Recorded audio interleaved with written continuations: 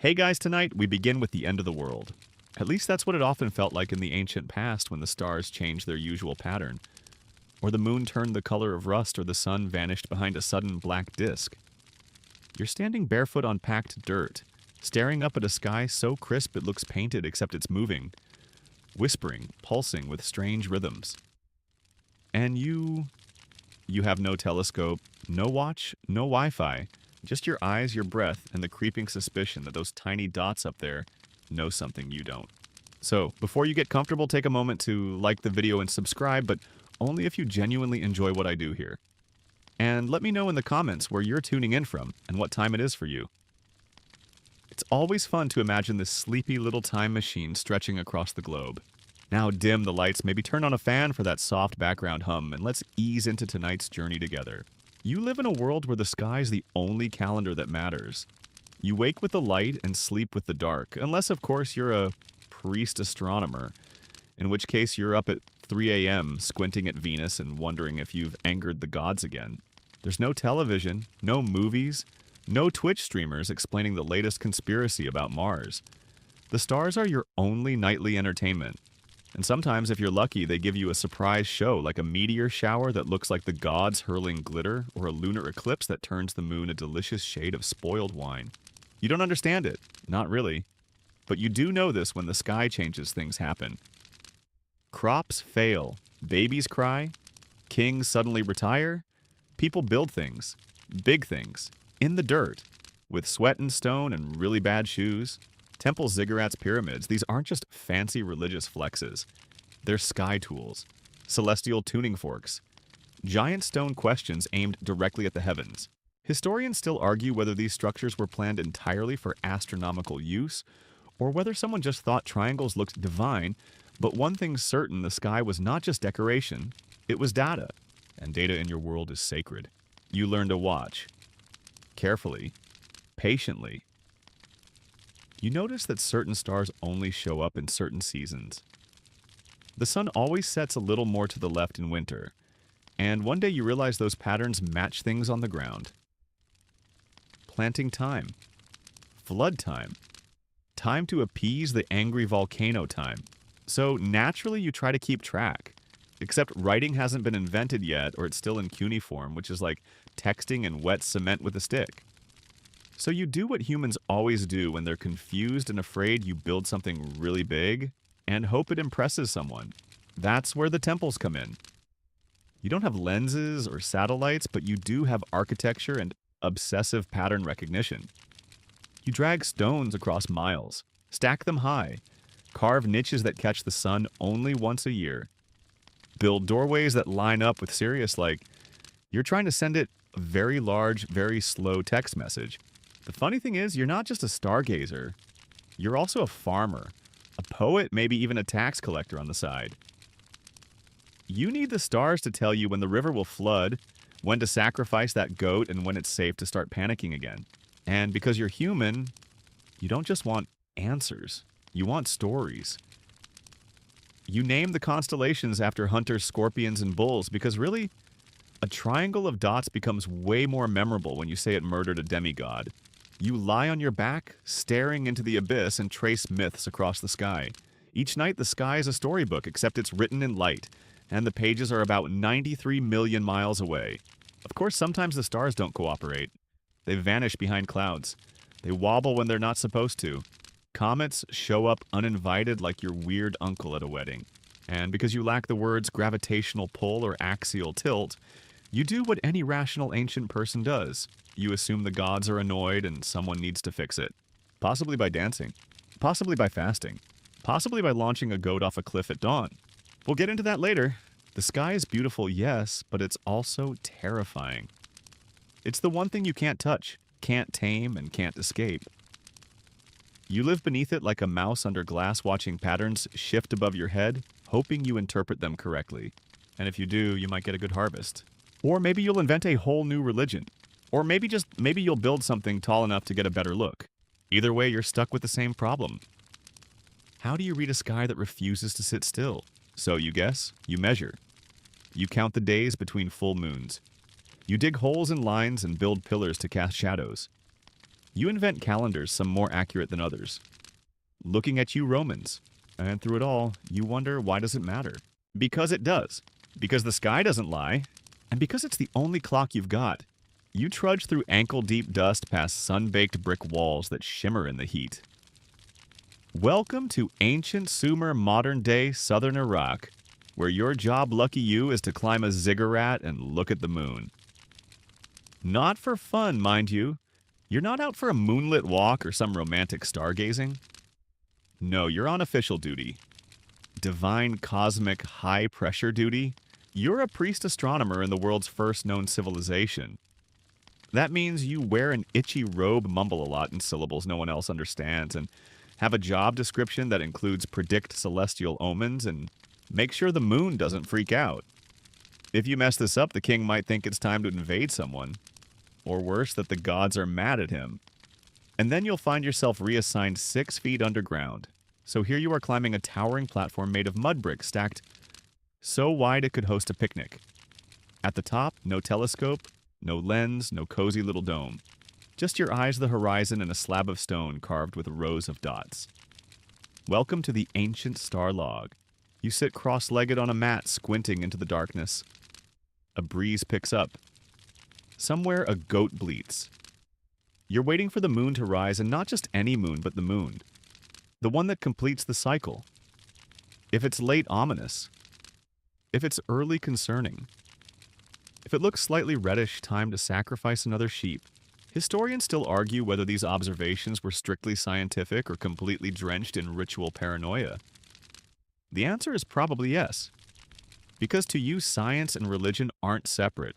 They're roommates, annoying ones. The gods are the natural forces and your sacred math. That's just divine whispering translated into barley grain counts and ominous dreams. Your records are scratched into clay tablets with a stylus dried in the sun, then stored in little cubbies. You think you're just writing down the moon's weird behavior, but really you're inventing data storage. You're creating something stunning, a long-term record of astronomical motion. Without knowing it, you're laying the foundation for calendars, clocks, astrology columns, and eventually that one coworker who won't stop talking about Mercury being in retrograde. But there's one big catch: you're doing this without tools. No optics, no measuring tape, no laser pointers. You've got the horizon in your eyes and maybe a string stretched between 2 posts. Still, you manage to chart planetary cycles with eerie accuracy. How you watch, you wait. You compare one year to the next and the next and the next until patterns emerge like whispers from the gods. And those patterns matter. See, the Sumerians noticed something: clever eclipses repeat. Roughly every 18 years, give or take, similar lunar eclipses occur in what modern astronomers call the Saros cycle. You don't know why it's not like Copernicus has showed up with a chalkboard, but you know that it happens. And that's enough to scare kings, motivate priests, and justify building yet another temple. You send word down the ziggurat steps the moon is whole again. Crisis averted. For now. Below in the scribal chamber, someone etches your observation into a fresh tablet. One more notch in a centuries-long cosmic diary. That tablet might be stored for generations, or forgotten buried in sand, until a modern archaeologist accidentally steps on it and yells something not suitable for this sleep podcast. Meanwhile, your temple grows. More bricks, taller stairs.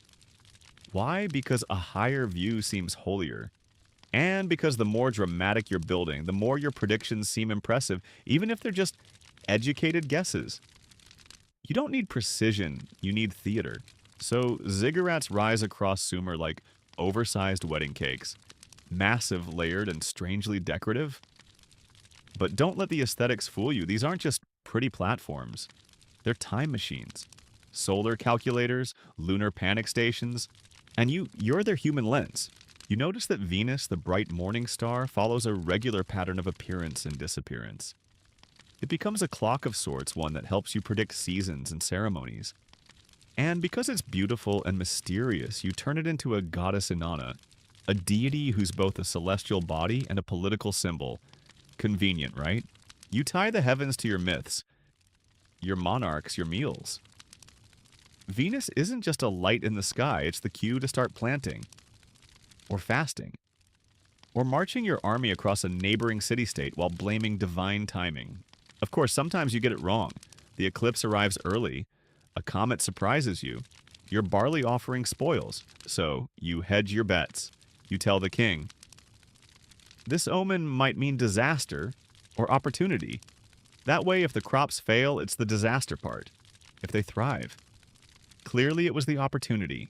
Priest astronomer more like PR astronomer. Still, you believe it, deeply. The stars are messengers. The sky is a living scroll written in constellations.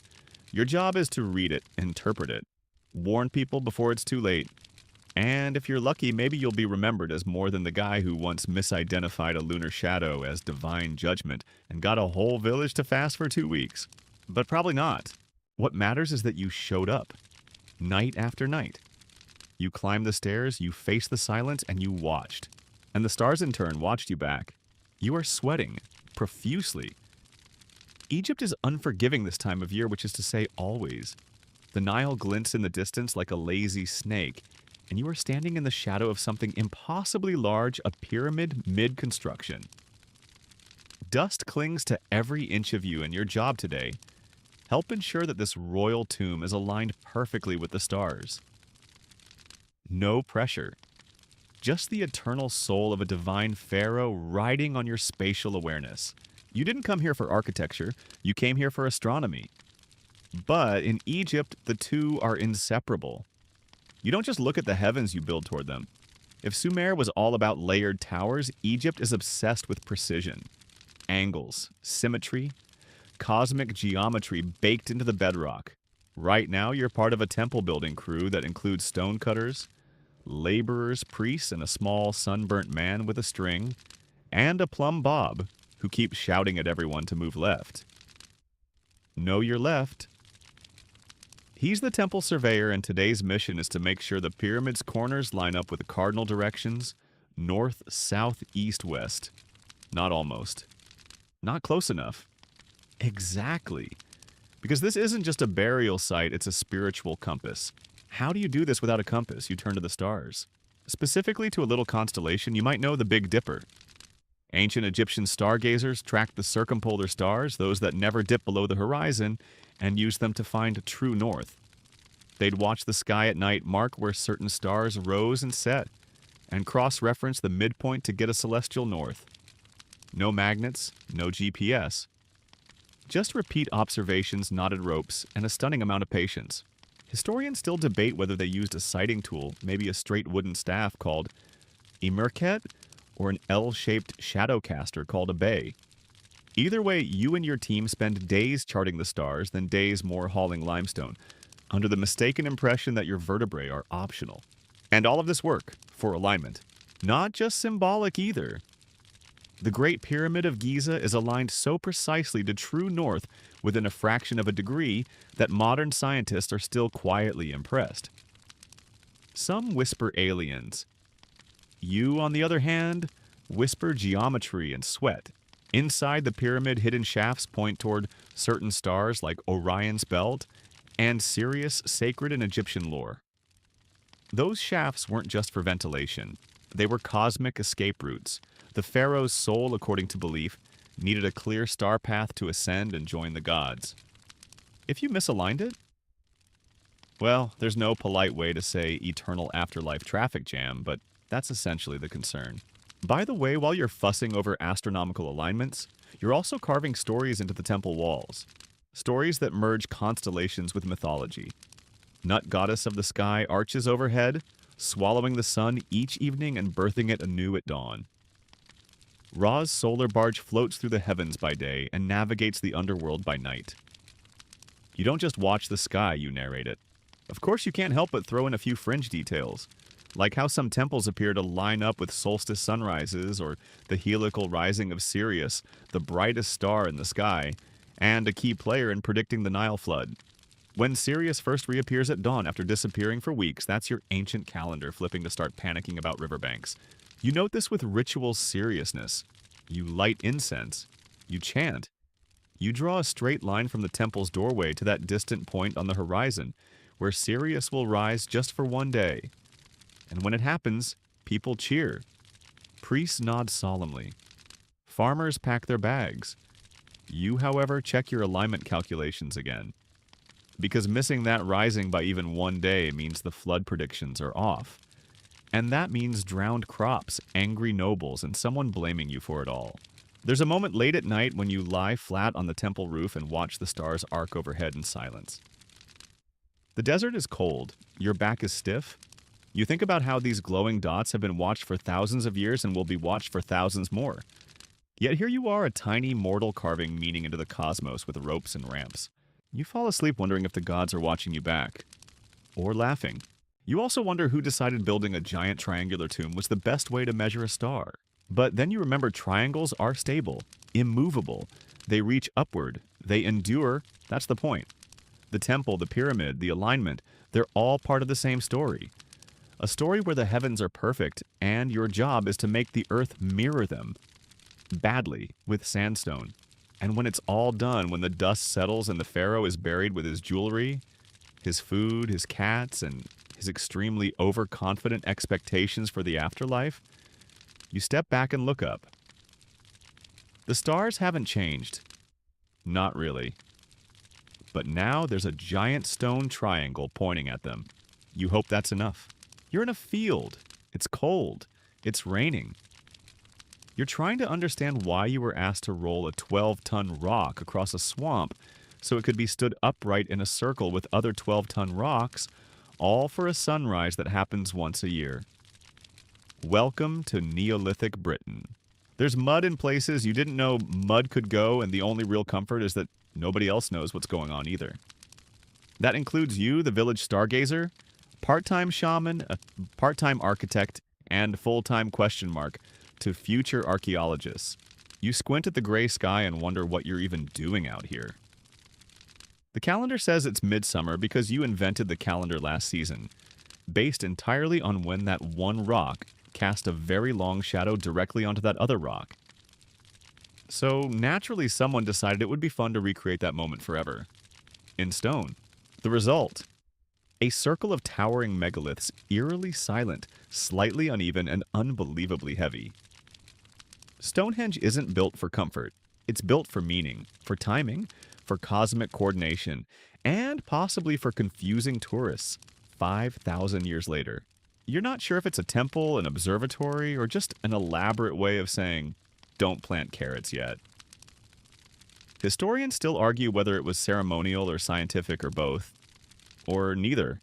Some say it marked solstices. Others say it was used to track the moon, or deaths, or seasonal festivals. Or aliens. There's always someone who says aliens. You, however, know this much: when the sun rises on the summer solstice, it lines up perfectly with the heel stone. Light floods through the center of the circle like it's unlocking a cosmic door. That's not random. That's architecture with an agenda. And not just Stonehenge. Across Neolithic Europe, circles of stone appear smaller, cruder, but all aligned. Carnac in France, Callanish in Scotland. Thousands of menhirs like granite dominoes left mid-fall. Many point to the sun's path, some to the moon's. A few to nothing obvious at all, like someone misread the instructions halfway through. Still, the effort is astonishing. Dragging these stones from miles away, digging deep sockets into frozen ground, hoisting them upright using ropes, logs, and optimism.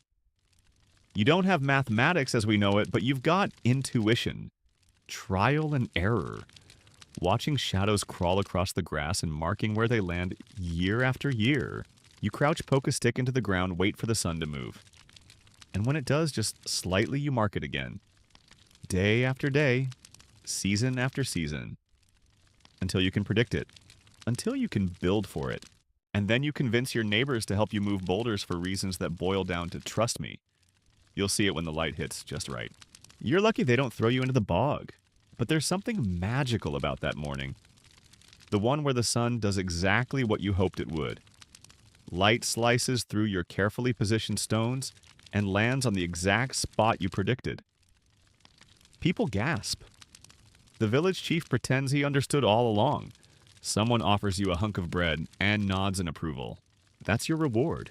Not gold, not fame, just the deep, sleepy satisfaction of being right about the sun. Oh, and the rocks. They're not just for show. Some contain acoustic quirks. If you hum inside the circle, the sound bounces strangely like it's trying to talk back. Others may amplify moonlight casting eerie glows across the grass. You didn't design that, probably, but you definitely claim it as intentional. And then there's the lunar stuff. You start noticing that the moon doesn't play fair. It shifts, tilts. Sometimes it rises where the sun usually does. Sometimes it vanishes too early. Unlike the sun, which is basically punctual, the moon is a creative spirit. So you begin marking its patterns too. And before long, you've got not just a calendar, but a sky map. A way to know when to feast fastberry dance plant panic, or pretend you didn't forget your cousin's ceremonial naming night. You lie on your back one evening in the stone circle, the firelight flickering against the gray giants. The sky turns slowly. The Big Dipper drags itself across the black. You count the stars like sheep, and you realize you've memorized them all. You don't know their names, but you know their moods. That one shows up in autumn. That one appears when the frost bites hardest. That cluster avoid making eye contact. It means someone's going to ask you to build another monument. It's not science the way a modern observatory does it. It's not data-driven. There are no charts, no telescopes. Just intuition and memory carved into your bones and stones. You sleep beside the heelstone that night, wrapped in fur, listening to the wind howl across a landscape your descendants will eventually call quaint countryside. But for now, it is sacred, cosmic, alive. And in the morning, when the first light peeks over the horizon and slices across the center of your circle, you smile. You may not have a telescope, but you built a temple that sees. You're in the jungle now, thick air dripping leaves, parrots watching you like judgmental accountants. Welcome to the world of the Maya, where astronomy isn't just about keeping time, it's about staying alive. Also looking extremely dramatic while doing it. You're in the city of Copan, or maybe Tikal. It's hard to tell through the layers of humidity and the occasional howler monkey tantrum. What you do know is that you've spent the better part of a decade deciphering the stars, and now someone wants you to explain the next eclipse without getting sacrificed. No pressure. Here, astronomy is woven into everything. Religion, politics, urban planning, even your snack schedule. The Maya don't just chart the stars, they live by them, literally. Cities are laid out to mirror constellations. Temples rise at angles that catch equinox sunrises. Ball games are scheduled according to the planet Venus. And Venus. Oh, that planet is a big deal. Bigger than your cousin's obsession with horoscopes. Venus, with its eerie bright glow and erratic path, is considered a cosmic VIP. The Maya track its rising settings, disappearances and reappearances with the kind of intensity modern fans reserve for K-pop idols. You sit inside a dark temple chamber, smoothing out a sheet of bark paper filled with numbers. You've been calculating Venus's synodic cycle about 584 days and noting how it lines up with solar and lunar calendars. And now you're cross-referencing it with the 260-day Tzolk'in and the 365-day Hab, the two interlocking wheels of the Maya calendar. It's like juggling 3 watches each with a different number of hours, all while someone's shouting about corn gods. Historians still debate how the Maya maintained such astoundingly accurate astronomical records without telescopes or metal tools. Some think they used sighting devices, perhaps wooden sticks fixed into temple walls, to align with celestial bodies. Others say it was sheer observation and endless trial and error. Either way, your math is tight. Tight enough that your predictions still work over 1,000 years later. You step outside just in time for a ceremony. The temple platform is slick with incense smoke. Dancers in feathered headdresses whirl in circles. A priest painted red from toes to teeth raises his arms toward the dawn. And there it is, Venus rising, just as you said it would. The crowd murmurs. The king seated on his high stone throne nods. For today, at least you're a genius, or a magician, or both. And this magic, it's all numbers. The Maya understood time as cyclical, layered, infinite. They didn't just count days, they wove them. Your job is to trace threads through time itself, to understand not just when things happen, but why they happen when they do. The Maya have a long count calendar that tracks historical time over spans of 5,000 years or more. You use it to track not only the birth of kings, but the birth of epochs. You can tell someone which exact day of the 13th Baktun they were born in. Try saying that with a straight face. You take pride in these numbers. Not because they make you feel smart, but because they make sense of the chaos. Rain, war, plague. All of it is terrifying until you realize it follows a pattern. You just have to listen long enough, watch long enough, count long enough. Inside the observatory at Uxmal or Chichen Itza, places designed not with domes but with windows aligned to Venus, the Sun, and the Moon, you take measurements. The building itself is your telescope. Its corridors line up with solstice sunsets, its towers frame the stars, and each room is a mathematical poem in limestone. But even you admit it gets a little much.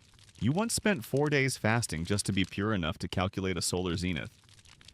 Spoiler, it was hot, you were dizzy, and someone brought you a stale maize cake that you are still mad about. Still, the payoff is worth it. When the sun hits the right notch on the temple wall, casting a precise shadow on a snake-shaped carving, everyone gasps. That's not luck. That's architecture meets astronomy meets a very precise lunch break. Your tools are simple. No lenses, no mirrors. Just your eyes, your brain, and a commitment to counting that would make modern statisticians weep. And somehow, with nothing but shadows and stars, you've figured out the solar year to within a few minutes of its actual length. Again, no metal, no glass, just limestone willpower and the occasional jaguar scream in the distance to keep you focused. You lie back on a sun-warmed stone listening to cicadas buzz. The stars are out early. Venus twinkles in the fading blue. You whisper a number to yourself, marking the days until its next disappearance. You're not trying to control the sky. You know better. But you are trying to understand it. And that understanding, it's sacred. It gives you a place in the world, a rhythm, a reason. And for a civilization surrounded by jungle volcanoes and jaguars with absolutely no sense of personal space, that reason matters. You close your eyes. Let the numbers dance behind your eyelids. Let the stars swing above you in ancient rhythm. And somewhere far above the treetops, Venus rises. Right on time. You exhale into the cold, dry air of ancient China. It's early morning, and you're shuffling across stone tiles in a long, flowing robe that's just slightly too long to be practical. You've got ink stains on your sleeves, a bamboo scroll under one arm, and a head full of constellations. It's the Han Dynasty and your job. Watching the sky. Not for fun, of course this isn't a hobby. You're part of the Imperial Observatory, and the Emperor believes your charts determine the stability of the realm. If you miss a solar eclipse, you're not just a bad astronomer, you're a bad omen. And that's the kind that can cost lives. You climb a steep tower, one of the tallest in the city, where sight lines stretch to the edge of the horizon. From here, you observe the skies with rudimentary instruments, no telescope in sight. Instead, you use shadow clocks gnomons. Think giant sundial sticks, armillary spheres, and water clocks that drip with the same anxiety you feel when Venus isn't where it's supposed to be. Your observatory is no marble dome. It's an open platform, a bare stage for cosmic drama. You kneel beside your stone sighting board, aligning notches with stars you've memorized since childhood. Every night the heavens unfold like a scroll, and you're supposed to read it. Properly, without smudging. And then there are the turtles. Yes, turtles. Specifically turtle shells scorched and cracked to reveal patterns for divination.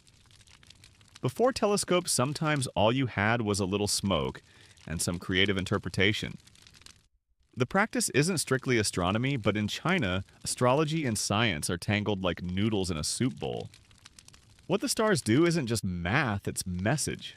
Historians still debate whether early Chinese stargazing was more mystical than methodical. But here's the twist. Mystical and methodical weren't opposites. They were partners. Your job wasn't to separate science from the divine, it was to blend them until the emperor felt cosmically confident enough to raise taxes. Back at your desk, ink brush in hand, you chart the lunar mansion's 28 divisions of the sky that the Chinese use to mark the moon's path. The West has the zodiac, but China has a sidereal calendar so complex, you occasionally forget your own birthday while calculating it. The moon moves differently here. It shifts through each lunar mansion in roughly a day, creating a 28-day system that underpins everything: agriculture, war festivals, even hairstyles. You track it diligently, your brushstrokes smooth and swift. You whisper names of stars under your breath like old friends Heart Willow Ox Ghost. You glance up and see a faint reddish dot. Mars? You pause. That's not where it was yesterday, and certainly not where it was last month. That's inconvenient. According to tradition, Mars moving erratically could signal disaster. So naturally you prepare two scrolls, one explaining the movement in rational terms, and another apologizing to the Emperor just in case. Oh, and don't forget the calendar, because here in Han, China, you're not just watching the sky, you're shaping the year. The Emperor's calendar is sacred, and when you, a court astronomer, determine the start of spring or the arrival of the solstice, it literally defines when rice is planted, when taxes are collected, and when it's acceptable to wear green silk instead of black. Mess that up and an entire province might miss its harvest. Or worse, start questioning your cosmic authority. The calendar itself is a lunar-solar hybrid. It balances months with moon cycles and adjusts for the solar year by sneakily adding in extra months every few years. Think of it as leap year's overly complex cousin, who insists on being invited to every festival. You step into a shadowed courtyard at dawn. You hold up your handmade sighting tool, two wooden slats joined at a right angle, and align them with the sunrise. You squint. The light cuts through, striking a marker on the wall. Solstice. You smile just barely. You got it right. The Emperor will be pleased. That means you get to live another year with your head attached. In the evenings, you're free to theorize. Not officially, of course, imagination isn't exactly encouraged, but privately you wonder what those stars are. Not just what they mean. Could they be fiery stones, holes in a celestial dome, or something else entirely? One of your colleagues whispers a radical idea: maybe the Earth isn't still. Maybe it moves. You both laugh nervously, then go back to pretending it doesn't. It's safer that way. Still, the curiosity itches at you. You record a comet. A faint smear of silver dragging its tail across the sky. You make careful notes about its direction, timing, and brightness. Because comets in your world are harbingers, heaven's way of sending out flaming memos. And emperors don't like bad news. You draft an official report. Your handwriting is elegant. Your phrasing diplomatic. Something like the heavenly broom has reappeared in the northern sky. Its glow is neither ominous nor auspicious. Further observation required, which is astronomy speak. 4. Don't panic yet, but maybe light some incense. Before bed, you review your charts. Your brushstrokes loop and dip, forming constellations across rice paper. No telescopes, no satellites. Just sky ink memory and the very real weight of cosmic responsibility. You lie on your mat, hands behind your head, the roof open to the stars. Above you, the heavens continue their slow spin. Reliable. Mysterious. Patient. You fall asleep counting lunar mansions. And somewhere behind your dreams, a turtle shell cracks. You're sweating again, but this time it's not just the heat. It's the stairs. So many stairs. You're in ancient India now, climbing one of the many stepped terraces of a stone observatory. Above you looms a curious architectural giant, part sundial, part science fiction dreamscape. You pause halfway up, panting, trying not to drop your wooden protractor. You're here to measure the sky. This is no temple in the religious sense. This is a yantra, an instrument, carved in stone big enough to walk on. You're not gazing up from a humble hilltop anymore. You're standing inside a tool the size of a building. The sky is not just a backdrop here. It's a code. And someone, maybe Aryabhata, maybe Bhaskaracharya, maybe even you, is determined to crack it. You reach the top platform and look out. The view is staggering curved steps, shadow-casting gnomon circular ramps spiraling around invisible centers. This isn't random stonework. This is trigonometry in 3 dimensions. You're standing in a sculpture of time. The instruments of ancient Indian astronomy, whether handheld or massive, are based on pure geometry.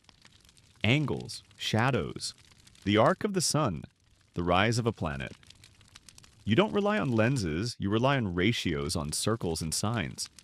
You learn to calculate the position of the sun with nothing more than a stick, a string, and a lot of squinting. Historians still debate how Indian astronomers achieved such precision without observational lenses. But here's what we know: they built tools that didn't require glass. They carved math into stone and then walked through it like monks inside a cathedral made for equations. Back in your workshop, you sit hunched over a palm leaf manuscript. The air smells of ink and turmeric. You're working on epicycles the little loops planets seem to make in the sky. The Greeks wrestled with them, too. But you've added a twist. You're not just describing orbits. You're calculating eclipses, predicting conjunctions, making models that will still work over 1,000 years later. You're not alone in this. You're a part of a tradition that stretches back to the Vedas, those ancient Sanskrit hymns that first recorded the movements of the cosmos. Your ancestors sang the rhythms of the sky. You write them down in numbers. You check your calculations. The Earth's rotation, not quite 24 hours. The year, not exactly 365 days. You knew that. You adjusted for that. And your calendar. It's a lunisolar hybrid masterpiece that blends ritual with reality. The Hindu calendar isn't just for farmers or priests, it's for everyone. It tells you when to fast, when to feast, when the gods are paying attention, and when Mercury is doing that retrograde thing again. You step outside and look east, the morning star gleams just above the horizon. Venus again. Always Venus. But this isn't about superstition. This is about timing. Muhurta, the practice of choosing auspicious moments. Want to build a house? Better check Jupiter's position. Want to get married? Consult the lunar nakshatras. Want to cross a river during eclipse season? Maybe just wait. You glance at your yantra. Its shadow has shifted. It's time to measure again. This observatory may not look like a telescope, but it is one. A telescope made of shadow angle and enormous patience. It doesn't magnify stars, it magnifies understanding. And the stars here? They're not just lights, they're personalities. In Indian cosmology, the universe is alive. Celestial bodies are not passive, they influence, react, harmonize, disrupt. Your charts are not just tools, they're conversations with creation. You sit beneath a banyan tree sipping warm milk and listen. As a student recites the Surya Siddhanta, an ancient Sanskrit text that outlines planetary orbits, time divisions, and Earth's axial tilt. Yes, axial tilt. Centuries before Europe would even suspect it, your teachers were describing it in verses that somehow sound like lullabies. You watch as a shadow creeps across a whitewashed wall. Noon. Almost. Time here is a slow tide. Not digital, not mechanical. Natural. Fluid. You don't tell time. You observe it, feel it. Like heat rising from stone. Like the moon pulling at the ocean's breath. In the evening, you return to your scrolls. Somewhere, a child is learning to recite planetary distances using poetry. Somewhere else, a scholar draws circles inside circles to explain retrograde motion. And you're trying to figure out the lunar eclipse coming next month. Not because you're afraid, but because you want to know. Because knowing brings calm. Pattern brings peace. Even when the sky burns red. You go to sleep in a room open to the stars, your manuscripts rolled and tied with string. A peacock screams in the dark. You wrap your shawl tighter and smile. Tomorrow you'll measure the sky again. And maybe it will answer back. You're sitting in the shade finally. The stone steps are warm, but the breeze finds you through a sacred corridor. You lean against a carved pillar and gaze at the entrance of the temple, wide, tall, and precisely aligned. To what you ask, not the road, not the river, but to the sun, always the sun. This isn't just a temple, it's a timepiece. You're in ancient Mesopotamia, or maybe Persia, or somewhere along the Silk Road where culture and cosmos constantly collide. The names change, but the method remains the same. You're in a structure built not merely to worship, but to watch. You start noticing it after a while. That door over there, it's flooded with light only during the solstice. That rooftop line, it perfectly frames the rising of a certain star, maybe Aldebaran, maybe Regulus. That circular window up there at equinox. Sunlight pours through it like divine punctuation. Historians still debate whether all these features were deliberate or just happy accidents. But you know better. When every sunrise means something, planting harvest tax is prophecy, you don't build randomly. You build with meaning. Temples aren't just spiritual centers. They are solar observatories with incense burners. You stand now at the base of a stairway leading to the temple's upper chamber. The priest has told you go up at dawn. You'll understand. So you do. The climb is steep, narrow. You duck beneath carved lintels, step over mosaic tiles arranged in sunbursts. And then at the very top, just as your legs start to complain, there it is. The moment, light, a perfect beam golden and soft entering through a slot in the stone. It travels across the dark chamber like a blade striking a specific mark on the opposite wall. A star? A symbol? A name? It happens only twice a year, and you're here for it. You don't cheer, you don't move, you just watch jaw slack heart a little tight in the chest. Because somehow someone long ago designed this room to speak light.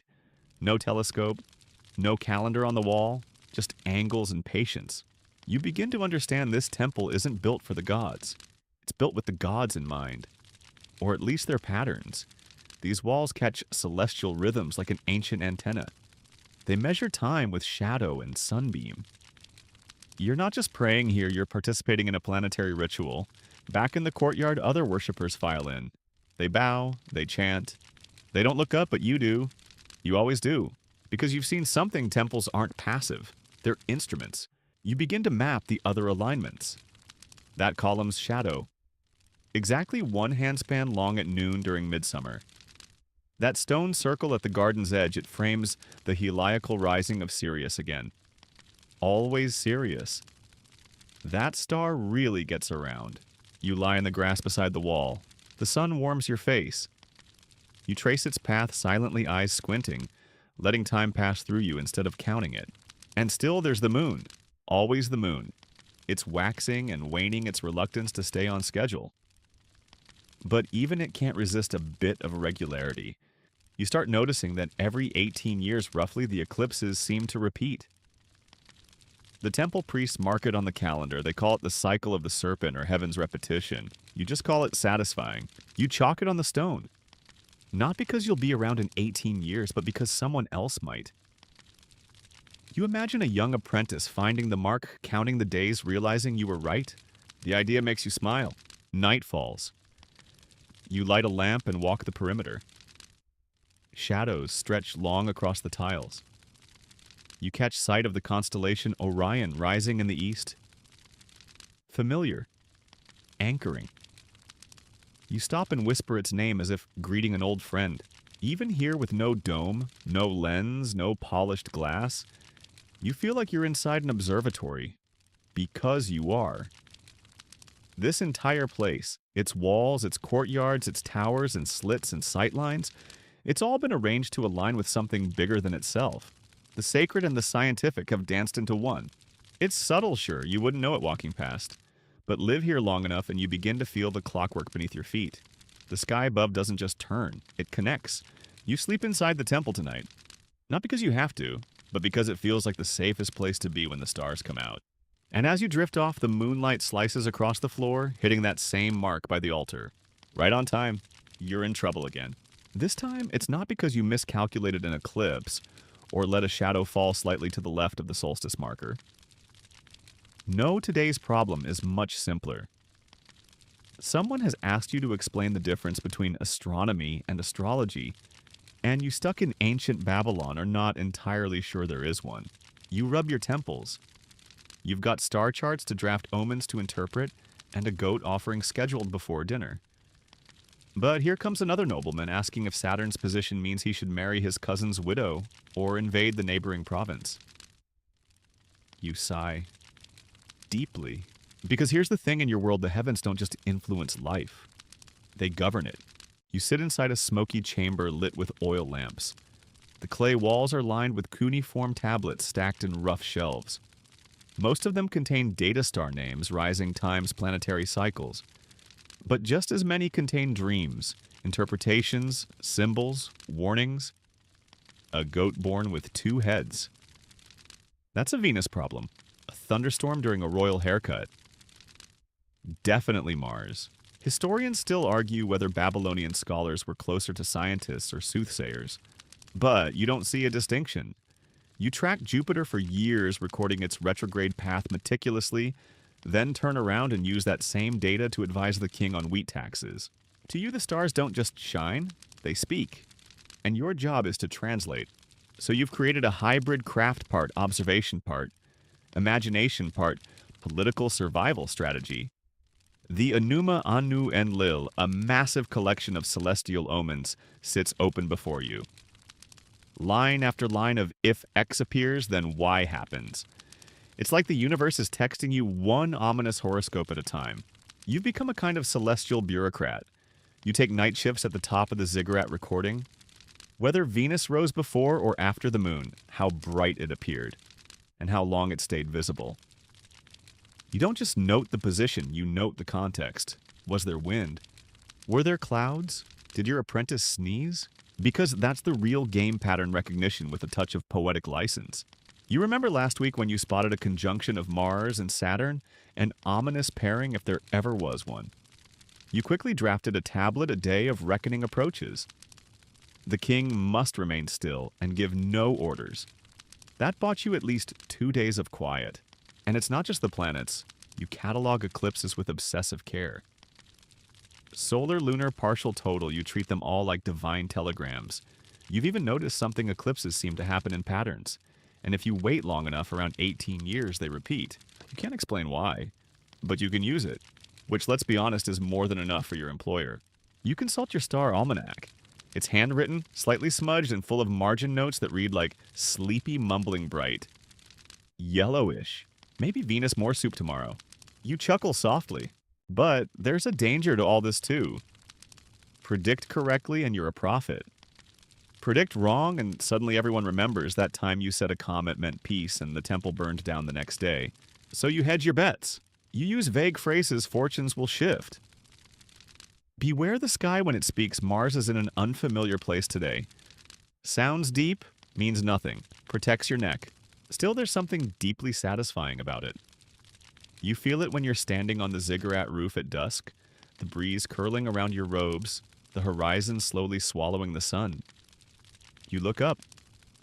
Jupiter's just beginning to wink into view. Below you, the city buzzes markets, closing ovens, baking prayers drifting upward like smoke. And you think they have no idea how much of their lives rest on the rhythm of that glowing dot. And they trust you to interpret it. There's beauty in that responsibility. And maybe a little guilt too. You dream of a time when you could just observe. Just record. Just marvel at the sky without needing to explain which star caused the royal cousin's ankle rash. But then again, the gods never speak plainly, not in this world. You make one last note on your tablet before sealing it with a clay stamp, Jupiter bright tonight. King seems pleased. Predict more brightness tomorrow. Safe, vague, undeniably correct. You lean back. Let the stars take over. The night will speak again soon. You'll be listening. You wipe the dust off your sandals as you ascend the marble steps of the Athenian agora. The smell of olive oil, sun-baked stone, and mild philosophical smugness hangs in the air. You're in ancient Greece now, and everyone around you has an opinion about the stars, whether they've seen them or not. You pass a couple of students arguing in the shade. One is swearing by Plato's model of celestial harmony, the other insists it's all atoms in a void. Neither of them can explain why Mercury disappears for weeks, but both are deeply confident. You, however, have chosen a quieter path observation. You're carrying a wax tablet, a measuring rod, and a head full of questions. And unlike some of your toga-clad peers, you've been climbing the Acropolis at night, counting star risings, tracking planetary drift, and trying desperately to understand why the heavens seem to cheat at geometry. The Greeks loved geometry.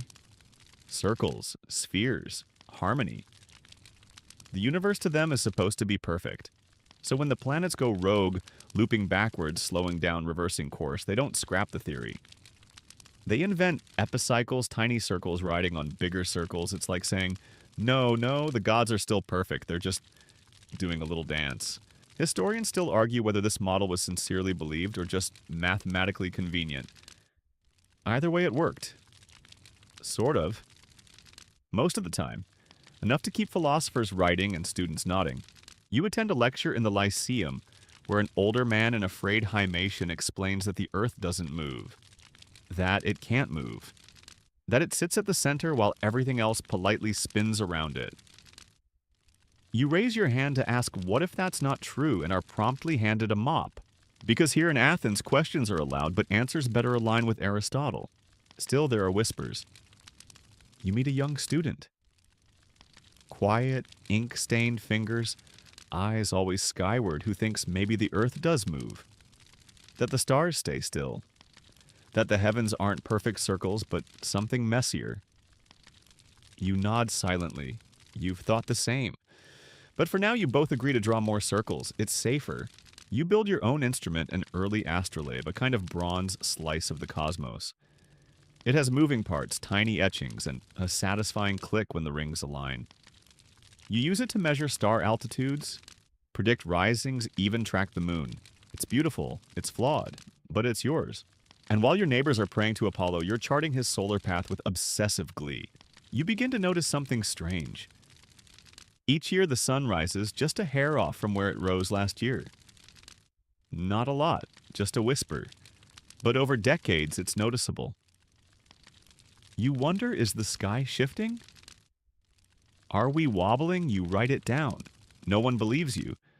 But one day they will call it precession. At the same time, down in Alexandria, another Greek Eratosthenes is measuring the Earth's circumference using only a stick and a shadow. And he's frighteningly accurate. You hear about this and smile, not because it proves anything, but because it feels like something is clicking into place. Science here is philosophy with diagrams. You must not only observe but reason, and if your reasons are elegant enough, people forgive the occasional inaccuracy. After all, isn't it beautiful to think the cosmos is a divine instrument tuned to Pythagorean harmonies? You attend a festival in honor of the stars. There's music, dancing figs, and someone reciting Homer's Iliad while pointing to Orion. You lie on a hillside after dark counting stars like sheep. Your wax tablet rests on your chest. You draw rough shapes, triangles, arcs, the curve of a planetary loop. You know the math isn't perfect. You know the models creak under pressure. But you also know that by watching the sky, you understand time pattern movement. You see the same constellations your ancestors did. And maybe, just maybe, your descendants will too. The next morning, you drag your sandals back to the agora. A merchant is arguing with a philosopher about whether comets are divine messengers or just fiery clouds. You decide they're both wrong and also both right in their own sleepy, vaguely metaphorical way. You pass a temple and pause. The columns are tall, rigid, symmetrical. But when you look up, the sky is in motion, liquid, swirling, unpredictable. You grin. The Greeks may crave perfect shapes, but you're starting to love the imperfection. Later back at your home, you unroll a parchment. You sketch the planetary paths as best you can. You're still using circles, but deep down you wonder, what if they're not circles at all? What if the truth is more complicated? What if the stars don't just follow geometry, but something else? Something messier. Something real. You tuck the thought away. One day, someone else will have the tools to test it. Maybe they'll even build something that lets them see it up close. For now, you've got your eyes, your charts, and the quiet satisfaction of asking questions in a world obsessed with answers. You're late. Again.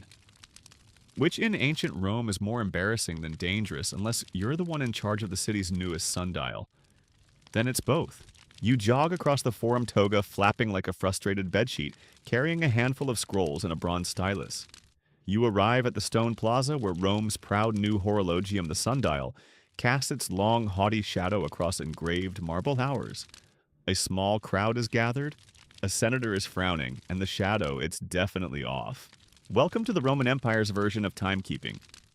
Equal parts science, ego, and guesswork. Rome loves its engineering arches, aqueducts, armies, but astronomy. That's still a bit imported. Most of your knowledge comes from the Greeks and before them the Babylonians. But once the Romans got a whiff of power through celestial precision, they jumped aboard like centurions onto a wine cart. You inspect the sundial base, which, by the way, came from Egypt.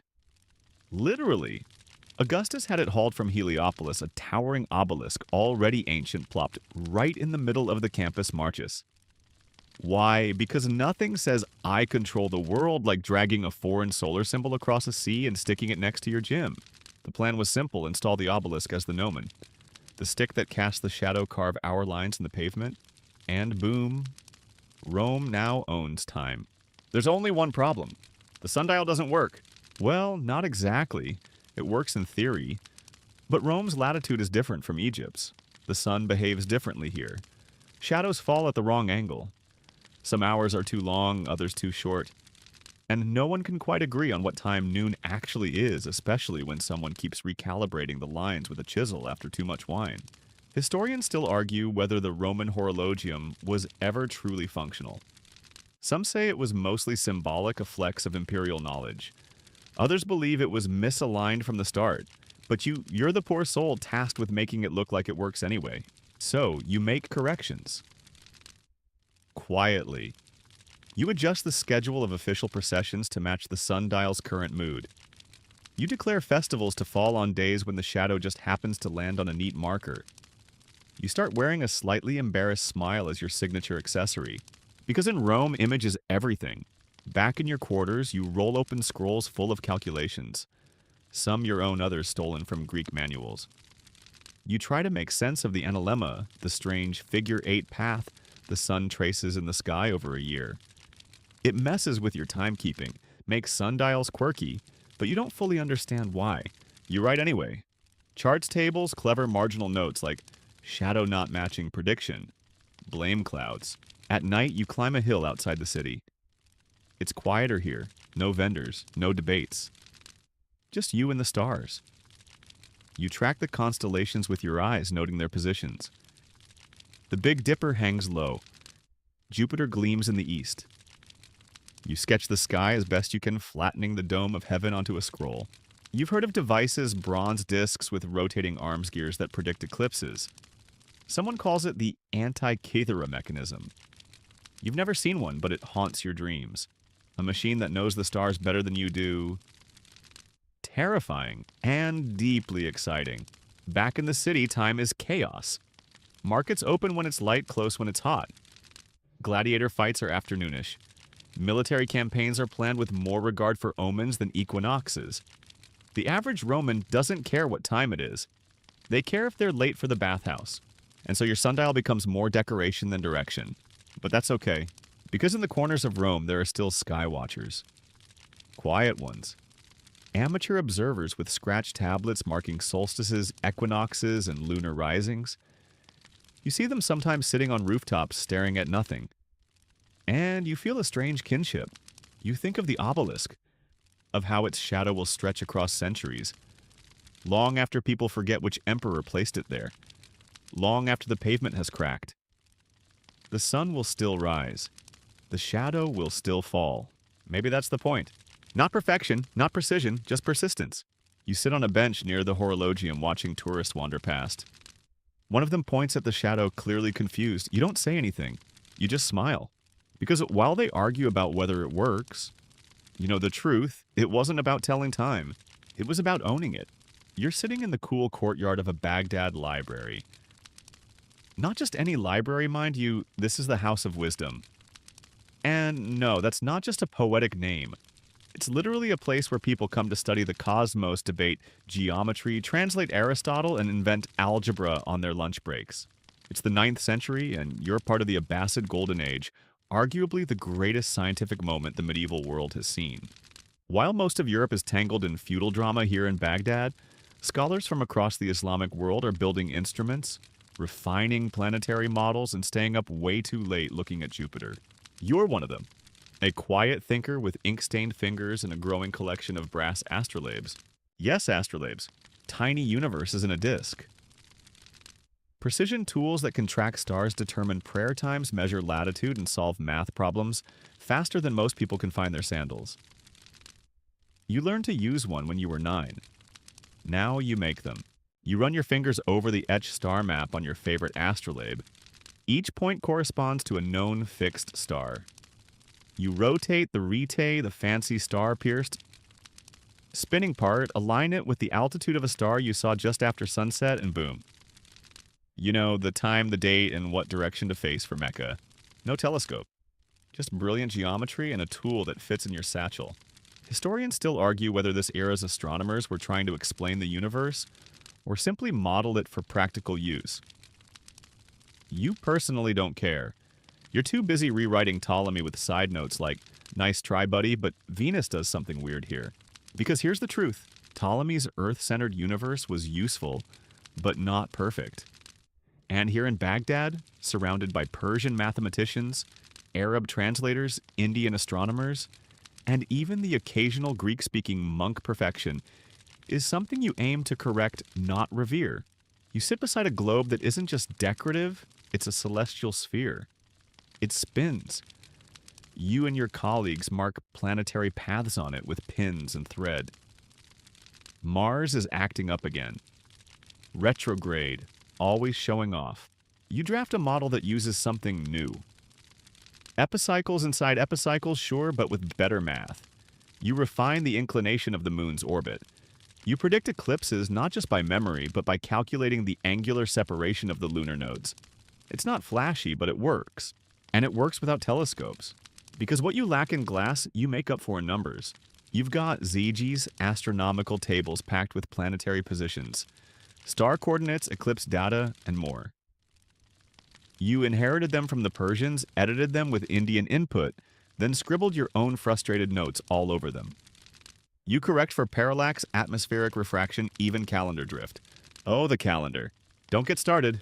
You're currently working on improving the Islamic lunar calendar, which is beautiful, spiritual, poetic, and slightly unhelpful when planning long-term observations. So you try to reconcile it with solar observations. Quietly, so as not to cause a stir. Meanwhile, across the courtyard, a scholar is translating Greek text into Arabic. You hear the rustle of scrolls, the scrape of styluses, the occasional snort of disagreement. You pause to sip something spiced and warm and feel oddly content, because this is a place where knowledge flows. From India, from Egypt, from Byzantium, and from your own messy, brilliant brain. At night, you climb to the roof of the observatory. Not a giant dome, just an open platform with sextants armillary spheres and an enormous quadrant carved into the wall. You wait for the stars. They never rush. They arrive in silence. You measure, you log, you whisper the names aloud: Altair, Fomalhaut, Betelgeuse. The constellations you track have stories in them. Some from Arabia, some from Greece, some older still. You learn them all, blend them, bend them. You're not preserving knowledge, you're shaping it. You run a finger across your chart. Saturn is moving toward a conjunction. The last time that happened, your mentor predicted a flood, and it rained for 5 days straight. Coincidence, you're not sure, but you're marking it down anyway. You go to sleep that night with ink on your cheek and calculations in your dreams. Tomorrow you'll fix that bit of Venus data, and maybe, just maybe, start drafting your own ZIJ. With improved coordinates, more precise solar declination values, and your own footnotes. The future needs footnotes. And all of this without a single lens. Because sometimes the clearest vision isn't through glass, but through math memory and a relentless desire to understand what the sky is really doing. You're shivering. Not from cold, though the wind on this stone rooftop is biting, but from something else. Anticipation, awe, maybe fear. You're high above the city of Tenochtitlan, in what will one day be called Mexico, watching the dawn approach over a glittering lake. Below, canals crisscross the capital like mirrored threads. But you're not looking down, you're looking up.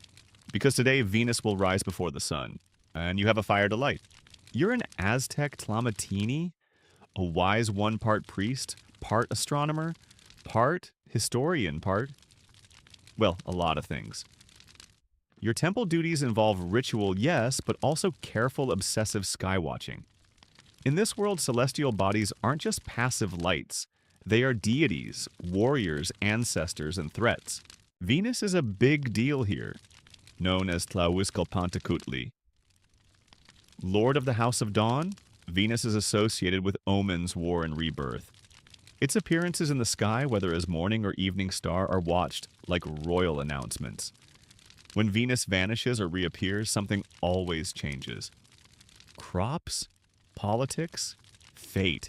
You've been charting its movements for years, scratching numbers into painted codices, measuring its synodic period to within 2 days of the modern value 584. That's right, 584, with no telescope. Just patience and ritual and those long, quiet hours on rooftops. Historians still argue how the Aztecs tracked Venus so well without formal instruments. But they agree on this: the records exist, and they're astoundingly accurate. Today, your role is both scientific and symbolic. Before Venus rises, you must light a ceremonial fire atop the temple. It's part offering, part warning, part signal. When Venus reappears, it marks the end of a cycle, and every time it does, you hold your breath. Because the calendar isn't just about when, it's about what happens next. You take your flint spark, the flame. The fire catches slow and crackling. Below in the temple's shadow, people begin to gather. They wait quiet, watching you, watching the sky. And then it happens. That piercing white dot appears just above the horizon, outshining every star. Venus. Not quite a god, not quite a planet, something in between.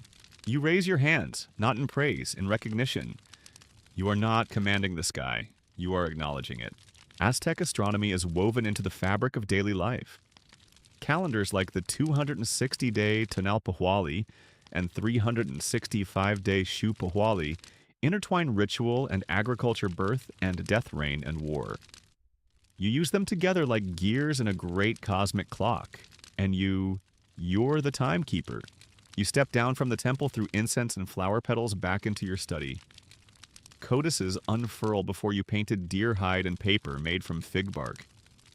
Glyphs of gods and stars march in rows. You press a reed pen into the bark and record the timing of Venus's rise. You compare it to past years. It fits, more or less. And then you glance at the fire. It's burned low. That's part of the ritual too. The new fire ceremony. A terrifying but essential event happens every 52 years when the solar and ritual calendars align. Time resets. You extinguish every flame in the city. And then atop a sacred mountain, you watch the sky, praying that the sun returns, that the world doesn't end. You've seen it once. You hope you don't see it again. In your dreams, the gods are restless. The sun, you know, is not guaranteed. It must be fed, maintained, tracked. Your students ask if the stars will ever fall. You smile gently and say, "Not yet." Then you teach them how to spot the Pleiades, how to count the days between lunar eclipses, how to align the temple steps so that the shadow of the feathered serpent descends at equinox. Yes, that shadow. At the Great Pyramid in Chichen Itza, which predates your city but echoes your beliefs. Sunlight at the spring and autumn. Equinox creates a serpentine illusion down the staircase. A moment so precise it draws gasps from even the jaded priests. It's not luck. It's knowledge carved into stone, timed to the sun's slant. The gods demand spectacle, and you deliver. You sit beneath the temple canopy as the sun rises further. The stars fade. Venus lingers for a moment longer, then dims. It will return. You return to your codex and mark the next dates. Each Venus cycle is divided into 4 phases. Morning star disappearance, evening star disappearance again. Each phase has meaning. Each shift may bring war, disease, fertility, peace. Of course not every prediction comes true. Sometimes Venus rises and nothing changes. Other times it hides and tragedy strikes anyway. But you don't discard the system. You refine it.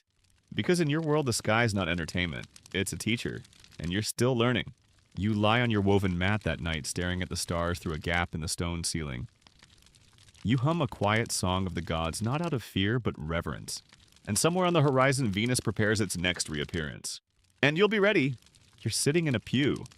Not because you're especially devout, but because tonight the cathedral is quiet, warm, and oddly perfect for watching the stars through a stained glass loophole in the ceiling. You're in medieval Europe now, where knowledge walks with a limp. The classical world has crumbled, the old libraries have burned, and astronomy, it's been reborn under new management, namely the church. Gone are the open-air ziggurats and marble-roofed academies. Now your tools are parchment prayer and patience. You're a monk, probably. Maybe a lay scholar. Possibly just a curious scribe with a steady hand, and too much time after Vespers. Your astronomy is cloaked in theology. Everything begins and ends with the divine. The stars hung by God. The sun, a symbol of Christ. Eclipses, warnings, miracles, or signs that someone really needs to repent. And yet quietly in tucked away abbeys and candlelit scriptoria, people like you are watching. Measuring, writing. You copy manuscripts, Latin translations of Arabic translations of Greek originals. Sometimes you understand them, sometimes you don't. But you preserve them anyway. Historians still debate how much science survived the early Middle Ages.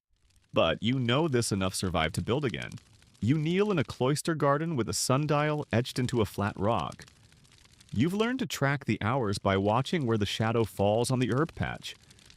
You mark solstices by where the light hits the chapel door. The stained glass doesn't just decorate, it filters celestial time through color. You record the phases of the moon beside the dates of saints' feast days. You align the liturgical calendar with the stars blending heaven and earth in marginalia full of dragons' comets and angels wielding astrolabes. The line between astrology and astronomy? Still fuzzy. When the moon turns red, you say a prayer and make a note, just in case. You spend afternoons copying the works of Ptolemy and Al-Batani, carefully inking tiny circles for planetary orbits. You can't test these models, you don't have an observatory, but something about them feels right. Elegant, trustworthy. You hum Gregorian chants while sketching planetary tables. Your pen dances around the phrase firmamentum fixum, the fixed stars. You wonder what lies beyond them. You don't say it aloud, because here the Earth is still the center. God placed it there. The sun orbits us. The planets move in crystalline spheres. This is the great chain of being celestial addition. Any deviation sounds suspiciously like heresy. Still, you've noticed something strange. You wake before dawn and climb the bell tower. The stars are bright sharp. You count them. Wait. Measure. And there it is again. Jupiter is slightly off, a hair from where it was last year. Not wrong, just drifting. You whisper the observation to yourself. You won't write it down. Not yet. Instead, you decorate your manuscript with an elegant J and a tiny star beside it. A secret nod. An echo for whoever reads it next. Back in the cathedral, the sermon begins. The priest speaks of divine order of heavenly signs of time as a gift from God. You nod along, but your mind is elsewhere on an eclipse predicted for next season. You think you can pinpoint it within a day or two? Maybe even an hour. After the service, you slip away to the library where dusty tomes sleep under vaulted arches. You unroll a map of the heavens drawn by someone centuries ago, someone who had only their eyes and an undying need to understand. You trace the arc of Saturn across parchment. You breathe in the scent of vellum and ink. You light a candle, not for prayer, for calculation. Because even here, even now, you are still measuring the sky. Later, you walk through the cloister again. The wind stirs the leaves. The stars are out. A few fellow monks pause, mutter a psalm, then disappear indoors. You linger, because above you the night breathes. The stars blink softly, patiently. And though you're cloaked in robes wrapped in ritual, boxed in by doctrine, you still see, still measure, still wonder. You whisper a name old and sacred, Lucifer. The morning star? Venus? Dangerous word these days. But to you still a point of light. A marker? A teacher? You cross yourself out of habit and walk inside candlelight flickering at your heels. And behind you on the cold stone wall the moonlight falls at an angle you've seen before. It's almost time. You sit beneath electric lights now. Not candles, not oil lamps. No fire crackling in a bowl of bronze. Just the gentle hum of tungsten filaments buzzing faintly as the stars outside vanish, beneath a layer of city haze. You're in the modern age, or at least something that resembles it. The domes of ancient observatories have turned into glowing screens. Telescopes now see galaxies, not just planets. Satellites send back data and machines do the watching for you. And yet, you still look up. Maybe not every night, maybe not with the same urgency, but somewhere inside you, something ancient stirs. A whisper, a reflex. You remember, the temples aligned to the solstice. The pyramids aimed at the stars, the stone circles that watch the sun. The domes, the towers. The instruments carved in stone and wood. All of it's still here. Even now, the great observatories are built on mountaintops away from the lights. Still searching, still listening. We no longer call them temples, but in their own way they are. You sip your coffee, stare at your screen. A live feed from a telescope in Chile tracks the transit of a distant planet across a dying star. The data scrolls past. The numbers make sense. The beauty is in the pattern, the silence. You dim your screen and step outside. The city is quiet. Not temple quiet, but still. And you glance up, hoping to catch a sliver of something, one bright dot, a patch of sky unpolluted. There, just for a second. Venus. Of course it's Venus. You smile. Because all those who came before you, the Sumerians, the Mayans, the Greeks, the Chinese, the Persians, the Aztecs, the monks, the philosophers, they all saw this same light. They all watched it rise, vanish, return. They built for it, prayed to it, measured it, named it. They didn't have glass. You do. They didn't have physics. You do. They didn't need them. They had sky. And that was enough. Historians still debate whether the ancient astronomers knew what they were building, or if it just worked. If the temples were meant to be precise instruments or merely beautiful accidents. If the gods they honored were metaphors or just convenient shapes for the stars. But now those temples without telescopes worked. Because they taught people to watch, to wait, to wonder. You lean on the railing of your balcony. The hum of the street below feels far away. The sky is pale with city light, but still you imagine it. Those old patterns, those careful alignments. The obelisk casting its shadow. The ziggurat platform whispering predictions. The serpent shadow descending a pyramid steps at equinox. The world still turns, and the stars still keep time. You exhale slowly, watching your breath drift like mist into the night. There's no ritual fire, no drumbeat, no incense. Just you, a small light in the dark, looking up. The same way we always have.